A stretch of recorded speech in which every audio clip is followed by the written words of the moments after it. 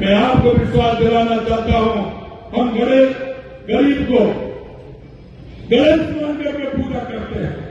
हम पंडित दीनदयाल उपाध्याय की अंत्योदय की योजना को लेकर के आगे चलते हैं और हमने इसलिए कहा आप 10 महीने के अंदर हमारे कामों को देखिए, उसको परखिए। हमने कहा कि युवाओं में जो सपने देखे हैं, हम झुंझुनू के युवा के बारे में जानते हैं।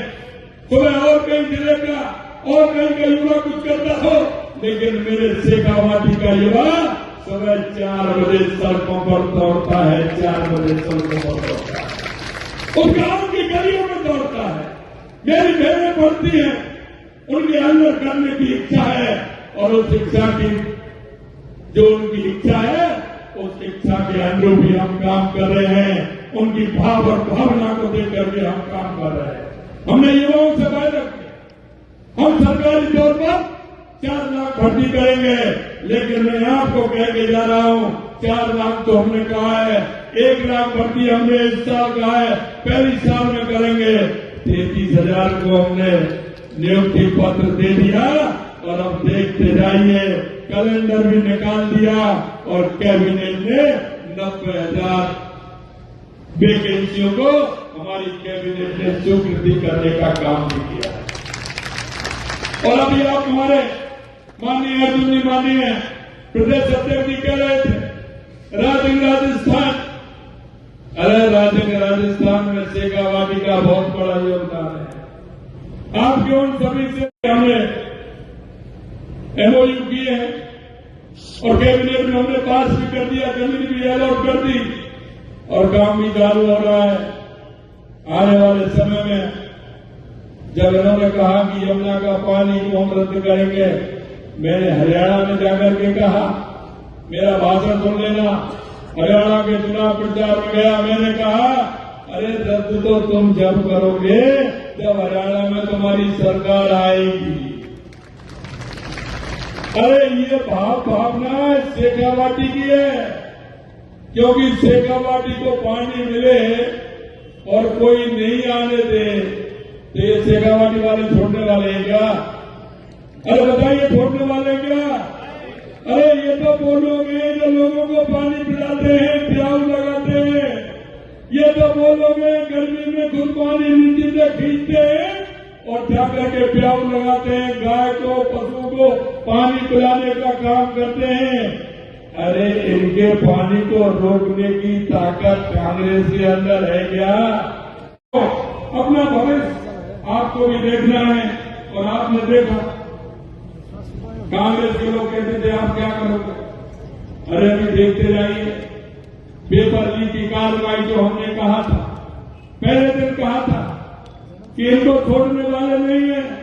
अभी ये संख्या धीरे धीरे, पहले हमने कहा 50 पार की, 100 पार की, 150 पार की, धीरे धीरे 200 पार करने वाली है, सलाखों के अंदर है।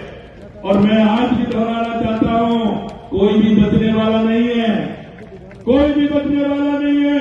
जिन्होंने युवाओं के साथ घात किया वो कोई भी बचने वाला नहीं है, वो भी अंदर जाने वाले हैं। मैं इस मुल्क के मालिक को इतना ही निवेदन करना चाहता हूं कि अपनी ताकत पहचानिए, अपना भरोसा पहचानिए कि हमें क्या करना है, क्या नहीं करना है। ये लोग तो चलते रहेंगे।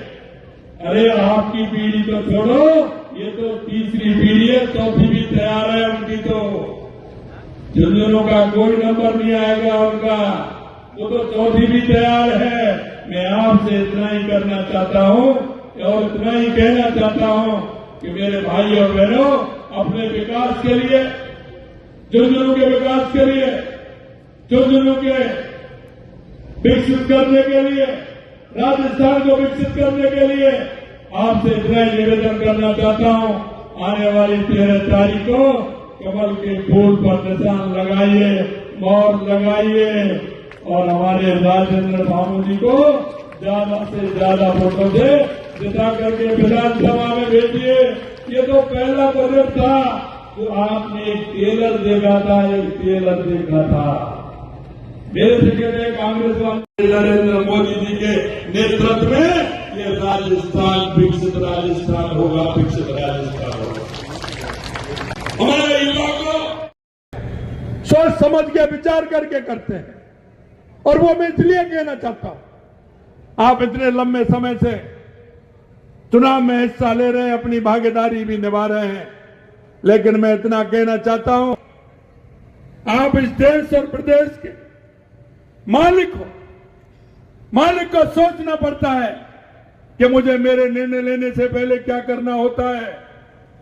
मैं आपसे इतना ही कहना चाहता हूं, उसको देखते हैं, अरे हमारी माता बहनें भी अगर एक मटका लेने के लिए जाती हैं, नाम हमारे पास श्रेष्ठ थे, लेकिन श्रेष्ठ में भी की पार्टी है और उन कार्यकर्ताओं की पार्टियों में, और ये आपके झुंझुनू में भाई बबलू चौधरी जी ने, डॉक्टर कमल जी ने, दिसंबर पूनिया जी ने, इन सभी ने उसको माना है।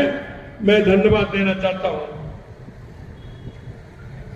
भाई हमारे गोवर्धन वर्मा जी विधायक धौंक, सुखकरण चौधरी जी हमारे पूर्व विधायक, सुभाष मील जी विधायक खंडेला, हरलाल सारण जी विधायक चूरू, विश्वनाथ तो घोटाले करने वाले का हौसला बढ़ेगा और जो अंकुश लगाने वाला वो भी और निरुत्साही हो जाएगा। ये तो जनता तो भूल जाती है। क्या भूलना चाहिए? भूलना चाहिए क्या घोटालों को? नहीं तो फिर जवाब देना चाहिए आप सबको। कैसे हिम्मत हो सकती है उन कांग्रेसियों की जो आपके घाटे पसीने की कमाई का पैसा अपनी जेबें भरने में जिन्होंने लगाया? ये पैसा किसका था भाई? आपने चप्पल खरीदी, उस चप्पल में आपने पूरा पैसा दुकानदार को दिया, उस दुकानदार ने टैक्स का पैसा भी आपसे वसूल किया। आपने कपड़ा खरीदा, साड़ी खरीदी, साफा खरीदा, आपने दुकानदार को पूरा पैसा दिया, उसने टैक्स का पैसा आपसे वसूला। आपने चश्मा खरीदा, घड़ी खरीदी, मोटरसाइकिल खरीदी, कार खरीदी, साइकिल खरीदी, कुछ भी खरीदा, उसमें टैक्स का पैसा आपने चुकाया है। अल्टीमेट अंतिम व्यक्ति आप हैं जिसने सरकारी खजाने में और जो दुकानदार को पैसा दिया वही पैसा सरकारी खजाने में जाता है। तो पैसा तो आपका और लूट ये लोग मचाए, पर फिर भी आप उनको अंदर आने देते हो, फिर भी वो आपके बीच भूल जाती है। और जब चुनाव आए इनके सामने पगड़ी रख देना, ये तो आशीर्वाद दे देती है। आप कमाल करें, आपके यहां भी एक लाल डायरी थी, आप सबको पता है एक लाल डायरी पिछले सरकार में चलती थी और उस लाल डायरी ने भी और कांग्रेस सरकार के कई घोटाले आप सबके सामने रखे।